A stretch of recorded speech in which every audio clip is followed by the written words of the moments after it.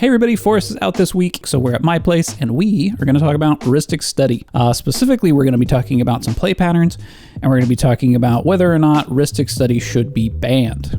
Distraction makers. So recently, Rhystic Study has been causing quite a bit of controversy in the cEDH space, mainly because it appears to be the card that is leading to stalemate matches where nobody really wins and everybody nobody tries to win the game until at the latest turn possible. So we'll talk about why that is and the part that Rhystic Study is playing in that problematic play pattern. Here's the scenario. The scenario is that you don't necessarily want to attempt to win the game first. And the reason why is because anytime you play a card, you're effectively giving your opponents resources to stop you from winning the game. So first we need to talk about the likelihood that a individual player gets a Rhystic Study into play. The easiest way to do this is go, okay, well, any individual card in Commander that you could draw, since there's 99 cards in the deck, you can only play one. You have a 1% chance to draw any individual card. So if you draw 7 cards in your opening hand, and then you draw another card on your first turn, you have an 8% chance to draw a Rhystic Study. But there's a little bit of a problem here, and that's that most cEDH decks in particular play tutors. So let's talk about the impact that tutors have on this math. Most cEDH decks seem to play somewhere around 8 tutors. So if we have 8 tutors and a Rhystic Study, that means we now have 9 ways that we could have access to a Rhystic Study. That brings us up to about a 55% chance to have access to Rhystic Study in our opening hand. We also need to factor in a couple other things, which is one being that now cEDH decks are starting to play more clones. Clones being something like Mirror Maid or Copy Enchantment that give you access to a Rhystic Study if your opponents have access to a Rhystic Study. So most of the cEDH decks we're seeing play a couple copies of these. If we had the clones in, now we're up to about a 59% chance to have access to a Rhystic Study with your opening hand. Now, there's one other really important additional factor here, and that's the fact that in Commander, you get a free mulligan. So, once we factor in the free mulligan, we go from a 59% chance to something more like a 80% chance to have access to a Rhystic Study with the free mulligan. So let's talk about the absolute worst case scenario, and that is that each player that's playing in this pod, if they're playing Rhystic Study, they're probably also playing counter spells. The average cEDH deck plays something like 10 counter spells. This would mean that if we have 4 Rhystic Studies in play, which is possible, that any time somebody draws a card off of a Rhystic Study, as long as it was played around turn 3, we're looking at like an 11-12% chance for any individual card to be a counter spell if none of these players had drawn a counter spell prior. It still gets worse. And the reason why is because it's when you play a spell, right? You play a spell, and then if you don't pay for the Rhystic and each of your opponents has a Rhystic Study, they each have about an 11-12% chance to draw a counterspell if they didn't already have one. So when we factor that together, we're looking at almost like a 30% chance that when you play a spell, if each of your opponents has a Rhystic Study and you don't pay for any of them, it's about a 30% chance that one of them will draw a counterspell to stop you. And it still gets worse because you have to play multiple cards to activate your I win the game button. So if we look at something like Thassa's Oracle, Demonic Consultation, that's 2 cards. So when you play those 2 cards and don't pay for any Rhystic Studies, if all of your opponents have a Rhystic Study or a Rhystic Study-like effect, we now move to about like a 50% chance for somebody to have drawn a counterspell to stop you, which means that if you're thinking, okay, I'm about to win the game, I want to try to win the game first, you have to factor in that, all right, well, based on the amount of Rhystic Studies on the board, that my opponents will theoretically draw into interaction even if they didn't have any before I started trying to win the game. So then you're going to say, okay, well, I have one piece of protection. I can fight through one counterspell, no problem. But when you go to play that counterspell, you play your 2 spells, cards are drawn. Then one of your opponents plays a counterspell to counter one of your spells.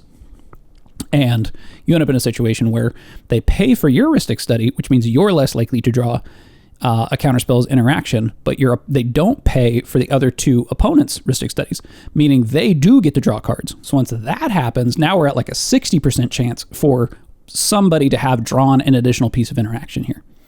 Then, if you go ahead and counter the counter spell and you still don't pay for Rhystic Studies, now we start to move into about like a 70% chance somebody's drawn another piece of interaction to stop you. You have about a 30% chance of winning in that scenario. So I think what that leaves us with is it's not a good idea to try to win the game first, but also if you're attempting to win the game, and we see this play pattern emerge often, which is players will test the waters for interaction by playing something like a Grand Abolisher first to try to weigh out whether their opponents have counter magic. Grand Abolishers effectively being able to attempt to win by saying, if I resolve this Grand Abolisher, I then can win afterward. But if they counter it, I'm not actually giving up any of my actual win condition. Okay, so that particular scenario looks pretty bad for Rhystic Study generally, right? The play pattern that emerges is that nobody really wants to act because the first person that does ends up feeding the table a lot of power, unless they had some way to pay for Rhystic Study, which we'll come back to. So now let's talk about what if we were to ban Rhystic Study? How does that change the environment? I think the easiest way to do this is to view your opponents, all three of them, as sort of one opponent, because when you're attempting to win the game, that's effectively what they are. So if we look at it that way, each opponent has a 297 card, or your one collective opponent has a 297 card deck. They have 30 counterspells among them if each player is playing 10, and they've effectively drawn 24 cards, 7 plus the 1 on the first turn. This is first turn, right? They would have drawn more cards if the game had gone on longer. So in that scenario, it's like it's something like 90% that at least one of them has one counter spell. So keep that in mind before you would try to win the game. So even in the scenario where there is no Rhystic Study, there's probably still at least one piece of interaction that you're going to have to fight through. I think the biggest detriment here is if we ban Rhystic Study. So we can look at the strategy circle. The strategy circle is rush, economy, and defense. What that means is rush is attempting to win the game now. Economy is investing to win the game later, and defense is stopping your opponent from winning the game. That's why we see in the circle that typically rush beats economy, because economy isn't defending itself. Rush is just trying to win, and economy is investing still. So rush attempts to win now. Economy trying to win later ends up losing to rush. Economy ends up beating defense because defense is trying to stop their opponent from winning now. So economy, investing to win the game later, will get an overwhelming advantage later. And defense ends up beating rush because they're prepared for rush to try to beat them now. In 60-card Magic, we tend to see this solidified much better than we do in Commander. In Commander, we tend to see decks built to move between these modes of strategy throughout the game, right? You'll have a rush package, which is usually a tight 2-card combo win condition. Maybe you'll have a couple of these, but usually it's at least Demonic Consultation, Thassa's Oracle. Then they'll play a certain amount of defense cards. These are almost always counter spells, because counter spells act as allowing me to stop you from winning, but also allows me to protect my win when I go for it. So it's more efficient than just a removal spell. Removal spell is also after the fact, so if it's a triggered ability or something, they're going to get that anyway. It doesn't stop something like Thassa's Oracle. And then finally, we have economy. And economy, generally speaking, is card draw and mana production. We also refer to this as butter. So the reason why is because in economy, in economics, there's a theory of you can focus on guns or butter. Guns meaning building up your military, focusing on defending what land territory you have, but the more money you spend on guns, the less you have to invest in your own economy to make butter. Generally speaking, in Commander, butter is much better than guns, and because anytime you use some amount of interaction against one of your opponents, you're going down a card, and that opponent is going down a card, but your other two opponents didn't do anything. So you're actually benefiting those opponents that are doing nothing, and they're using their resources to invest in getting more resources. So from baseline, an economy strategy is often better than any other strategy in Commander because of the 4-player dynamics. So then when we look at Rhystic Study, we see one of the best economy engines in the game, especially because it scales with what your opponents are doing. So as your opponents are playing cards, if you're not paying for Rhystic Study, either they are drawing cards, right, because you didn't pay, or they are taking you down in mana advantage, meaning you're paying and you're not able to use your mana to the most efficient because you had to pay the mana on Rhystic Study. It is an economy tool that is utilized both directions. And I think the one that a lot of people seem to miss is the fact that spending the mana to pay for Rhystic Study is an opportunity cost to you because you weren't able to use that mana on something else. So not only you're not paying for it, you are giving your opponents cards. If you are paying for it, you're effectively giving them mana. So what's to be done about this scenario? We can talk about banning it, and I think that's a possibility. There are other cards, Consecrated Sphinx, Fairy Mastermind, a lot of other cards that are already doing this kind of economy strategy that scales with the table in a way that's a little less nefarious than Rhystic Study. But we also could go down the road of creating some kind of a counter to Rhystic Study. I think you can approach that on two different fronts. One being you could make it so that players could have the opportunity to pay for Rhystic Study easier, right? They could generate a lot of mana and then have that to pay for when they're attempting to win the game. And unfortunately, I think that this is probably where Dockside would fit in best. And listeners of the channel might know that Forrest did the art for Dockside, so we're kind of biased, I guess. But honestly, looking at it in a vacuum, had Forrest done the card or not, I would be advocating for the potential unbanning of Dockside as a way to combat Rhystic Study because of this exact thing. It allows you to go for a win attempt and be able to pay for your opponent's Rhystic Studies, so you're winning without giving your opponent's card advantage, which is probably better than the mana advantage that you're giving them by paying for it. The other front that we could attack Rhystic Study on is the card draw.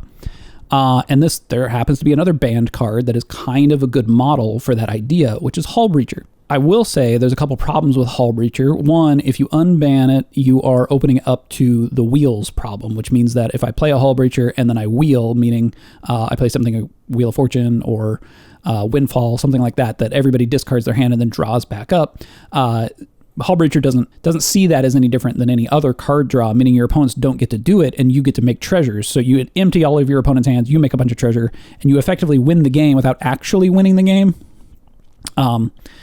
This is kind of this is less of a problem in competitive Commander, but in casual, players don't really understand that the game's actually over and they'll keep trying to play until somebody actually does win. Hull Breacher has another problem, which is that it's blue. So we would effectively have the problem, Rhystic Study, and the solution, Hull Breacher, in the same color. And that's not particularly good for format diversity. I'd like to see maybe a new type of Hull Breacher in something like black, red, maybe green, where your opponents don't get to draw the cards, but you get to create something of value, right? Maybe it's not treasures, maybe it's creatures. So what do I think Wizards is going to do? It kind of depends on their philosophy of the format. So if Wizards is seeing the format as one where players want it to be open, where they get to kind of play whatever cards they want, and within their groups they can decide what's okay and what's not okay, I could see them not banning Rhystic Study and then moving into this Hull Breacher direction or bringing Dockside back. That would mean that cEDH gets to have the ability to counter what's going on, and you're not banning this for players outside of, for all players, right? Right now, it's effectively banned in the lower brackets because the Game Changers list, but if you want to ban it in something like cEDH, it doesn't have a separate ban list, which means if you ban it, you're banning it for the whole format. So there's even an argument there that cEDH should have its own ban list. Also, if you're viewing this format as a casual format, that players get to decide how they want to play. I could see the argument for not really having a ban list at all, except for cards that completely undermine the way that the game works. I don't have any sway over Wizards of the Coast, but I think if they were gonna go in a particular direction, I think bringing back Dockside and maybe printing another counter for Rhystic Study might be the way to go. Something like Hull Breacher, but in black. If they're bringing back Dockside, I wouldn't do it in red. I'd probably do it in black or something. That spreads the format diversity a little bit. Maybe green even, because black would also help some of the decks in the best decks in the format, like Blue Farm anyway. I think we all kind of see that this is a pretty big problem, especially looking at the way that the tournaments have been going. You see games not only going to time, but once you get to the elimination rounds, games are lasting 2+ hours. And when you don't have any kind of a time limit and you're just playing until someone wins, this sort of scenario can play out for a vastly extended period of time. And it almost becomes sort of just a match of attrition where whoever gets fed up first ends up losing. But yeah, what do you think? Let me know in the comments. Do you think Rhystic Study should be banned? Do you think it's better for them to have a counter? Do you think that Commander should have a ban list at all? Are you curious to see what gets unbanned coming up? There's going to be an unban announcement coming up soon. So if you like this video, give us a like down below. If you want to see more videos like this, make sure you subscribe. And if you want to continue this discussion, you can join our Discord. The link is in the description below. So thanks for watching, and we'll see you next time.